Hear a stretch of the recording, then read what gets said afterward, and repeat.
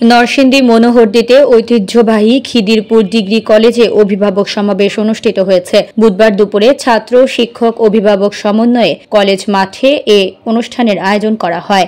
কলেজের ভারপ্রাপ্ত অধ্যক্ষ মোহাম্মদ নাজিম উদ্দিনের সভাপতিত্বে ও এটিএম বেলায়েত হোসেনের সঞ্চালনায় প্রধান অতিথি হিসেবে উপস্থিত ছিলেন মনোহরদী উপজেলার নির্বাহী কর্মকর্তা হাসিবা খান।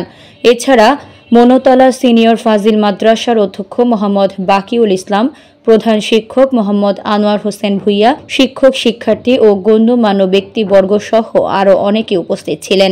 এ সময় সদ্য যোগদানকৃত ভারপ্রাপ্ত অধ্যক্ষ মোহাম্মদ নাজিম উদ্দিন বলেন, আমার উদ্দেশ্য সকলের দৃষ্টি কলেজের দিকে ফেরানো। অত্র কলেজের ঐতিহ্য ধরে রাখতে শিক্ষক শিক্ষার্থী ও অভিভাবকদের কাছে আমি অঙ্গীকারবদ্ধ। এক নাগারে বসে আছেন অন্তরের অন্তঃস্থল থেকে খিদিরপুর কলেজের পক্ষ থেকে আপনাদের অভিনন্দন জানাই। প্রাণপ্রিয় শিক্ষার্থীবৃন্দ, যারা মঞ্চে অবস্থান করেছ, তোমাদেরকে ধৈর্যের সাথে ক্লাস অ্যাটেন্ড করেছে, ক্লাস করছে, সে কিন্তু এগিয়ে যাবে। প্রতারণাটা আমরা নিজের সাথে নিজে করি।